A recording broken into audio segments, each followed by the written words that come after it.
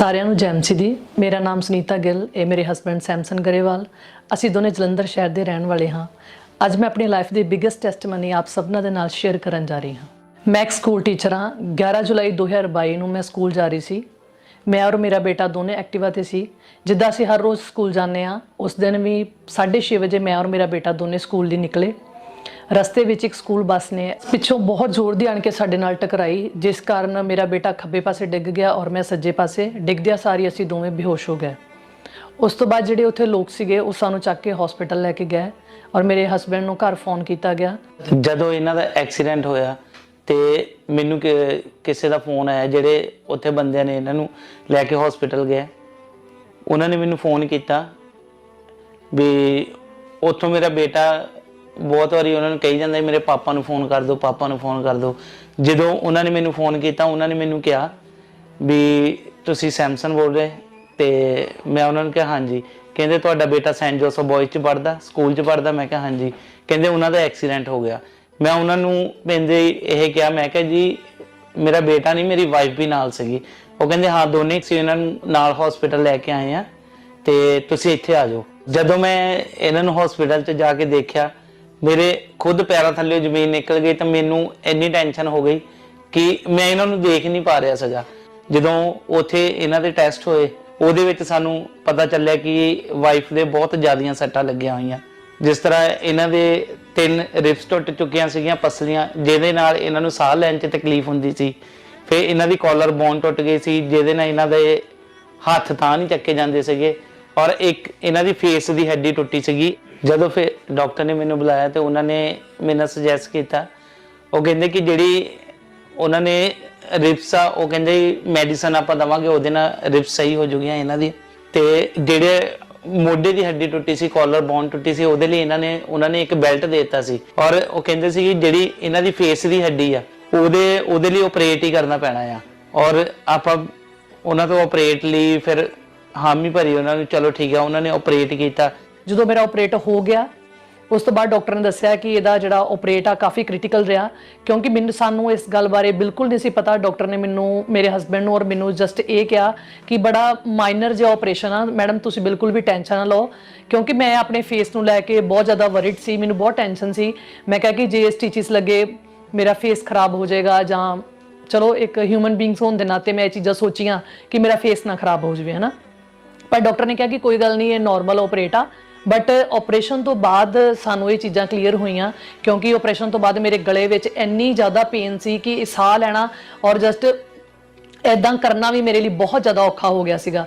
ਫਿਰ ਅਸੀਂ ਡਾਕਟਰ ਨੂੰ ਜਦੋਂ ਪੁੱਛਿਆ, ਕਿ ਹਸਬੈਂਡ ਨੇ ਪੁੱਛਿਆ ਕਿ ਇਹਨੂੰ ਇੰਨੀ ਤਕਲੀਫ ਕਿਉਂ ਆ, ਫਿਰ ਉਹਨਾਂ ਨੇ ਦੱਸਿਆ ਕਿ ਤੁਹਾਡੀ ਮਿਸਿਸ ਨੂੰ ਵੈਂਟੀਲੇਟਰ ਤੇ ਪਾ ਕੇ ਇਹਦਾ ਆਪਰੇਟ ਕੀਤਾ ਗਿਆ, ਔਰ ਜਿਹੜਾ ਕਿ ਮੇਰੇ ਲਈ ਬਹੁਤ ਔਖਾ ਰਿਹਾ, ਬਹੁਤ ਔਖਾ ਰਿਹਾ। ਜਦੋਂ ਮੈਂ ਹਸਪੀਟਲ ਵਿੱਚ ਸੀ, ਮੈਨੂੰ ਹੋਸ਼ ਆਇਆ, ਉਸ ਟਾਈਮ ਮੈਂ ਕਾਫੀ ਜ਼ਿਆਦਾ ਮੁਸ਼ਕਿਲ ਵਿੱਚ ਸੀ, ਕਿਉਂਕਿ ਮੈਨੂੰ ਸਾਹ ਲੈਣ 'ਚ ਦਿੱਕਤ ਆਉਂਦੀ ਹੁੰਦੀ ਸੀਗੀ। ਔਰ ਜਦੋਂ ਮੈਨੂੰ ਵਾਸ਼ਰੂਮ ਜਾਣਾ ਪੈਂਦਾ ਸੀ, ਮੇਰੇ ਹਸਬੈਂਡ ਮੇਰਾ ਹੱਥ ਫੜ ਕੇ ਲੈ ਕੇ ਜਾਂਦੇ ਸੀਗੇ।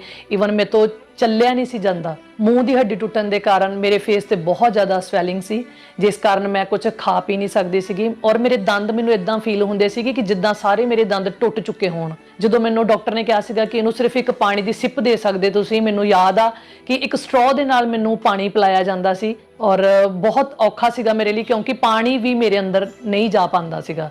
ਇੱਕ ਸਟ੍ਰੋ ਲੈ ਕੇ ਮੈਂ ਇਸ ਸਾਈਡ ਤੇ ਸਟ੍ਰੋ ਵਿੱਚ ਅਡਾ ਦਿੰਦੇ ਹੁੰਦੇ ਸੀ, ਜਾਂ ਇਸ ਸਾਈਡ ਤੇ ਅਡਾ ਦੇਣਾ, ਤੇ ਕੋਈ ਥੋੜਾ ਬਹੁਤਾ ਜੂਸ ਜਾਂ ਪਾਣੀ ਦੀ ਇੱਕ ਸਿਪ ਲੈ ਕੇ ਮੈਂ ਉਹ ਟਾਈਮ ਕੱਢਿਆ। ਇਸ ਦੌਰਾਨ ਮੈਂ ਪੂਰੀ ਤਰ੍ਹਾਂ ਬੈੱਡ ਤੇ ਸੀ ਔਰ ਮੈਨੂੰ ਬਹੁਤ ਜ਼ਿਆਦਾ ਤਕਲੀਫ ਸੀਗੀ। ਈਵਨ ਮੇਰੇ ਕੋਲ ਬੈੱਡ ਤੇ ਪਾਸਾ ਵੀ ਨਹੀਂ ਸੀ ਮੈਂ ਪਲਟ ਸਕਦੀ। ਰਾਤ ਮੇਰੀ ਪੂਰੀ ਰੋ ਰੋ ਕੇ ਨਿਕਲ ਜਾਂਦੀ ਹੁੰਦੀ ਸੀ, ਔਰ ਹਸਬੈਂਡ ਸਰਾਣੇ ਬੈਠੇ ਹੁੰਦੇ, ਬਸ ਹੌਸਲਾ ਦਿੰਦੇ ਸੀ ਕਿ ਕੋਈ ਗੱਲ ਨਹੀਂ, ਟੈਨਸ਼ਨ ਨਾ ਲੈ।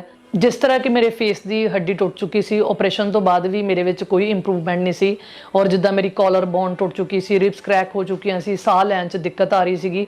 ਜਦੋਂ ਮੇਰੀ ਹਸਪੀਟਲ ਦੇ ਵਿੱਚ ਸੀ ਤੇ ਇਹਨਾਂ ਦੀ ਟੇਕ ਕੇਅਰ, ਇਹਨਾਂ ਦੇ ਜਿੱਦਾਂ ਵਾਲ ਬੋਣੇ, ਇਹਨਾਂ ਦਾ ਫੇਸ ਕਲੀਨ ਕਰਨਾ, ਇਹਨਾਂ ਨੂੰ ਕਦੀ ਬਾਥਰੂਮ ਲੈ ਕੇ ਜਾਣਾ, ਔਰ ਸਾਰੀ ਟੇਕ ਕੇਅਰ ਮੈਂ ਕਰਦਾ ਸੀ। ਜਾਂ ਮੇਰੀ ਮਦਰ ਇਨ ਲੋ ਨਾਲ ਮੇਰੇ ਉੱਥੇ ਹਸਪੀਟਲ ਰਹੇ, ਤੇ ਅਸੀਂ ਦੋਨੇ ਜਾਣੇ ਇਹਨਾਂ ਦੀ ਟੇਕ ਕੇਅਰ ਕਰਨੀ। ਡਾਕਟਰ ਦਾ ਕਹਿਣਾ ਸੀਗਾ ਕਿ ਇਹ ਕਾਫੀ ਸਮਾਂ ਲੱਗ ਸਕਦਾ ਇਹਨਾਂ ਦੀਆਂ ਹੱਡੀਆਂ ਜੁੜਨ ਨੂੰ, ਔਰ ਜਿਹੜੀ ਸਵੈਲਿੰਗ ਆ ਇਹਨੂੰ ਵੀ ਕਾਫੀ ਸਮਾਂ ਲੱਗ ਜਾਊਗਾ।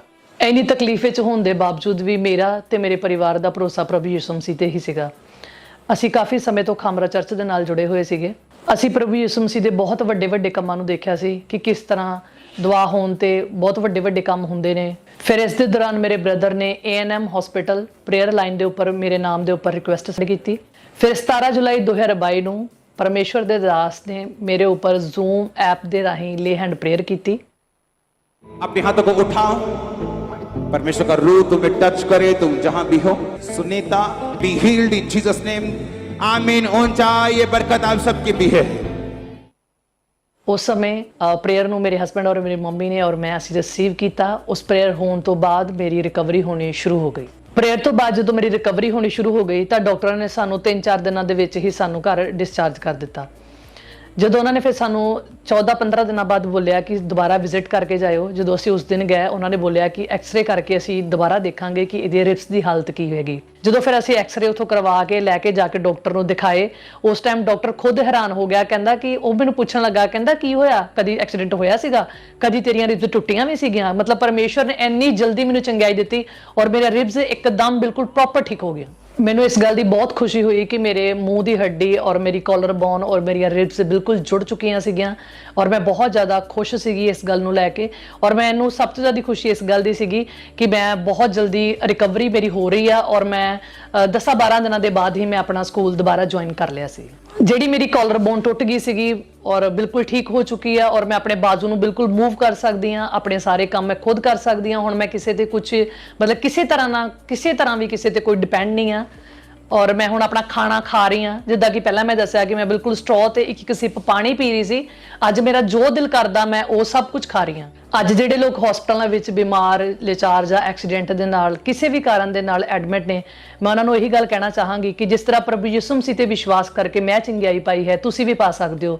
ਕਿਉਂਕਿ ਪਰਮੇਸ਼ਵਰ ਦੇ ਵਚਨ ਵਿੱਚ ਲਿਖਿਆ ਹੈ ਕਿ ਇਹ ਥੱਕੇ ਮੰਦੇ ਤੇ ਭਾਰ ਹੇਠ ਤੇ ਥੱਲੇ ਦੱਬੇ ਹੋਏ ਲੋਕੋ, ਮੇਰੇ ਕੋਲ ਆਓ ਤਾਂ ਮੈਂ ਤੁਹਾਨੂੰ ਆਰਾਮ ਦਿਆਂਗਾ।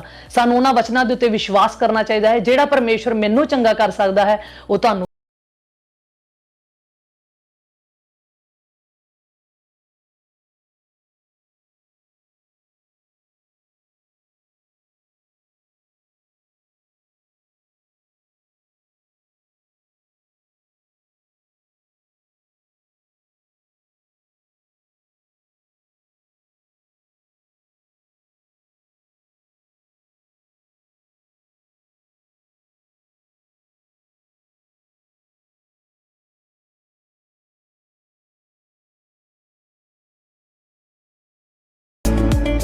ਇਸ ਬਿਗੇਸਟ ਹੀਲਿੰਗ ਦੇ ਲਈ ਅਸੀਂ ਪਰਮੇਸ਼ਵਰ ਦਾ ਬਹੁਤ ਧੰਨਵਾਦ ਕਰਦੇ ਹਾਂ ਔਰ ਪਰਮੇਸ਼ਵਰ ਦੇ ਦਾਸ ਦਾ ਵੀ ਬਹੁਤ ਧੰਨਵਾਦ ਕਰਦੇ ਹਾਂ।